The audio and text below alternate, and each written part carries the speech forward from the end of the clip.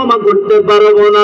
যেই মাত্র আবার মায়ের সামনে জাহান্নামের আগুন দাউ দাউ করে সন্তানের গায়ে আবার শুরু হয়ে গেল রে, মা ডেকে বলবে মুহাম্মদ রাহমাতাল লিল আলামিন, ও মায়ার নবী নূরের নবী, আমি আমার সন্তানের ক্ষমা করে দিলাম। ক্ষমার কথাটা যখন বের হবে সাথে সাথে আল্লাহ তাকে মাফ করে দেবে।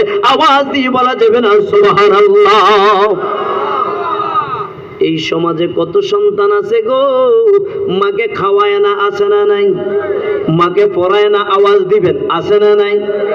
বিয়েটা করার পরে আর সন্তান তার মা বাবার খবর নেয় না।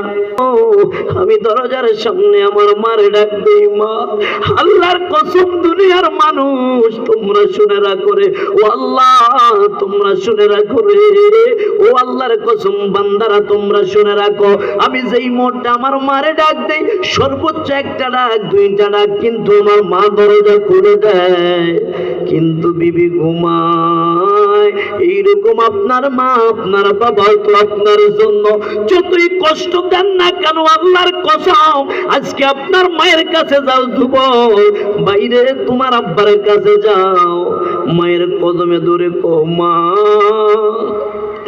আমি আপনাকে কত কষ্ট দিয়েছি গো মা, আমি আপনাকে কত দুঃখ দিয়েছি মা।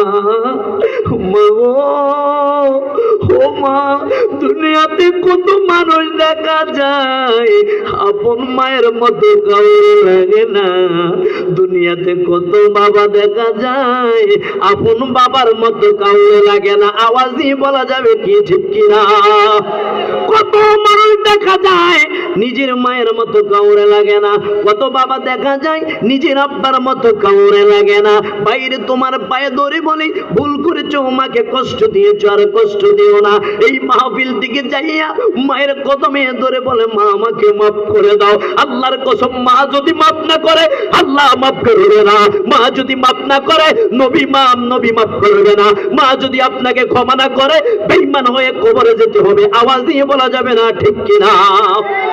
এই কারণে আমরা এখান থেকে প্রতিজ্ঞা করব, আমরা আমাদের মায়ের কাছে যাব, আমাদের আব্বার কাছে যাইব, যাইয়া ক্ষমা চাইব। আমি গুনাহগার, দিনের বেলায় আমি মাদ্রাসায় চাকরি করি, রাতের বেলায় আমি আবার দিনের খেদমত করি, আমার যতগুলি টাকা আমি পাই না কেন আমি আমার আম্মার কাছে এখনো দেই। আমার যদি কোনো পকেট খরচের টাকা লাগে আমি আমার মায়ের কাছ থেকে খরচের টাকা নেই, এখনো পর্যন্ত আমার মায়ের কাছে আমি দিয়ে থাকি। আমার মা গভীর রাত্রে স্বপ্ন দেখলেন, যেই রাত্রি বেলায় আমি ঘুমিয়ে গেলাম স্বপ্নে দেখলাম আমি মক্কায় যাচ্ছি, মদিনায় যাচ্ছি, মক্কা শরীফ তাওয়াফ করি। সকাল বেলায় ঘরে যখন আসলাম মায়ে দেখি কান্দে, তখন আমি মাত্র কামেল ক্লাসে পড়ি। আমি আমার মারে জিগাইলাম, মা কান্দেন কেন গো? আমার মা আমার কপালে চুমু খাইবে। বাবা আমি দেখেছি গতকালকে রাত্রে তুই মক্কায় যাস, মদিনায় যাস, কিছুদিন পরে আল্লাহ আমাকে মক্কায় মদিনায় নিয়েছে।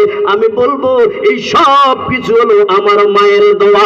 আওয়াজ দিয়ে বলা যাবে না আল্লাহু আকবার?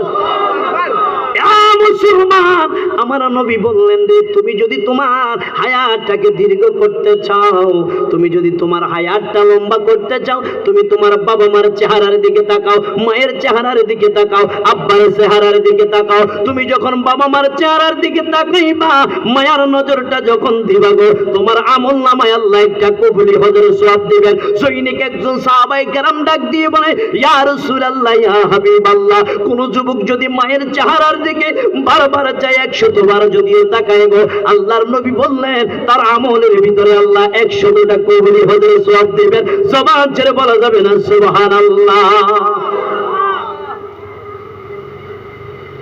মা বাবা বৃদ্ধ হয়েছে গো, মা বাবার নগ্ন আপনি করেন, কিয়ামতের ময়দানে আল্লাহর আদালতে আপনাকে খাড়া করাবে। ওই ব্যক্তি ছিল না হযরত আবু বকর সিদ্দিক রাদিয়াল্লাহু তাআলা দাঁড়ায়া রয়েছেন। একজন ইহুদি আইসা আবু বকরকে গালি দেয়, আবু বকরকে গালি দেয়। আমার নবী মুস্কি মুস্কি হাসতেছে। আমার নবী ডেকে বলে, রে আল্লাহর নবী যখন ওই ব্যক্তি আরো বেশি গালি দেয়, আমার নবী তখন আরো মুস্কি হেসে যায়।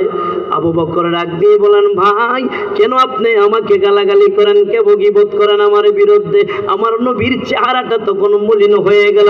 আবু বকর কয়, ইয়া রাসূলুল্লাহ, কেন আপনি মনটা বেজার করলেন? আমার নবী কয়, আবু বকর যখন গীবত শুরু করছে, যখন গালি শুরু করছে রে, পরনিন্দা যখন শুরু করছে, আল্লাহর দুইজন ফেরেশতা তখন তার কথার